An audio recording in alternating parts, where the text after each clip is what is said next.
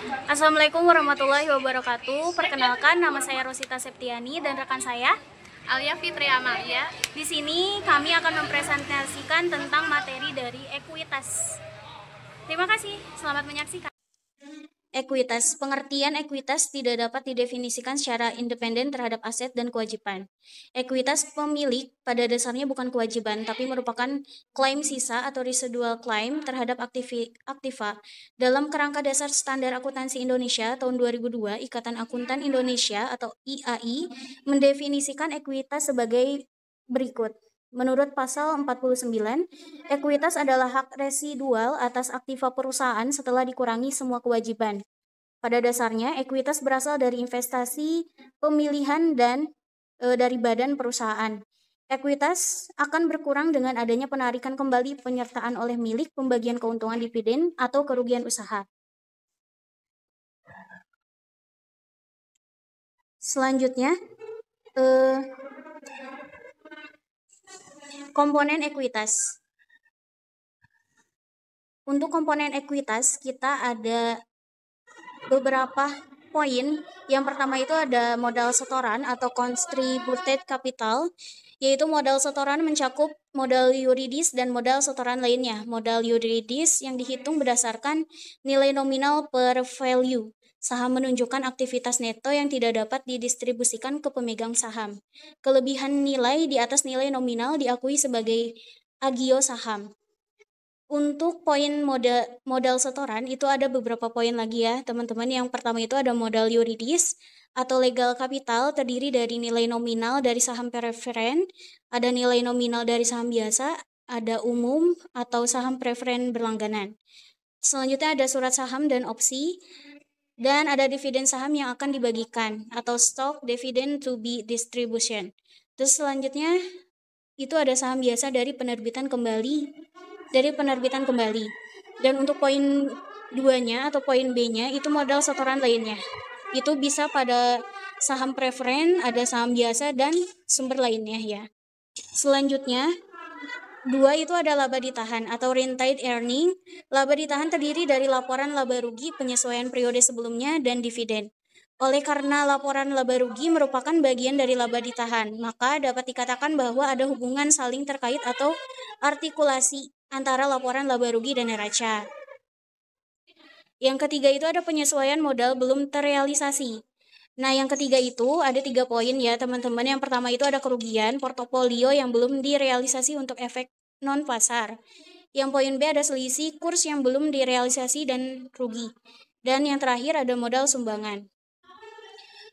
Nah, kita lanjut ke tujuan penyajian ekuitas. Apa sih tujuan dari penyajian ekuitas tersebut?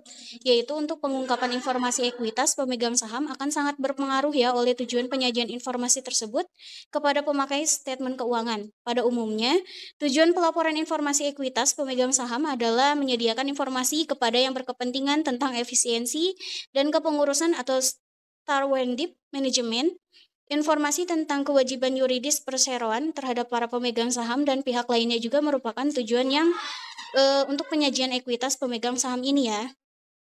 Selanjutnya, itu ada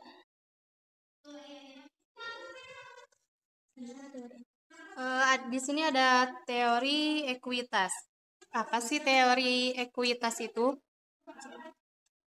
Teori yang menjelaskan sudut pandang yang digunakan dalam akuntansi berkaitan dengan penyusunan dan penyajian laporan keuangan.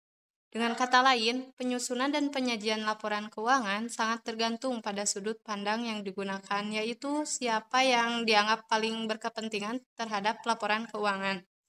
Nah, oleh karena itu, teori ini membahas pihak yang dianggap paling dominan dan menjadi sudut pandang dalam pelaporan keuangan. Pemakaian sudut pandang yang berbeda dapat menghasilkan format pelaporan yang berbeda pula. Nah, di sini ada poin-poinnya. Yang pertama itu ada teori proprietary. Yang kedua, teori entitas atau satuan usaha. Nah, di sini teori entitas memiliki 2 versi, yaitu versi tradisional dan versi baru. Perbedaan kedua versi tersebut terletak pada sudut pandang yang digunakan dalam melihat entitas. Yang ketiga, teori ekuitas residual. Nah, yang keempatnya teori enterprise.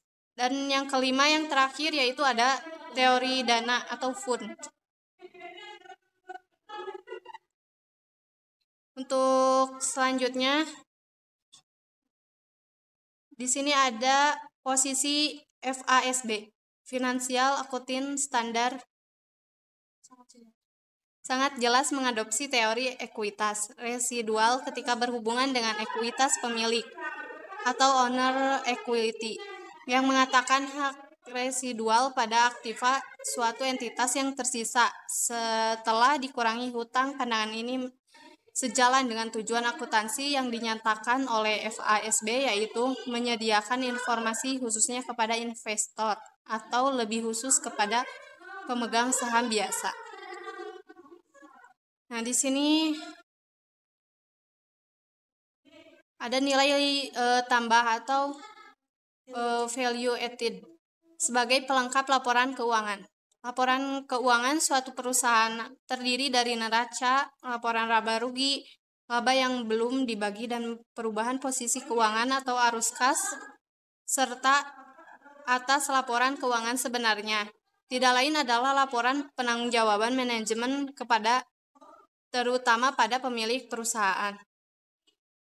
Nah, selanjutnya ada konsep nilai tambah. Konsep nilai tambah secara umum dapat didefinisikan sebagai perbedaan antara penghasil kotor yang diterima oleh suatu perusahaan dari hasil penjualan produk dan jasa dengan jumlah uang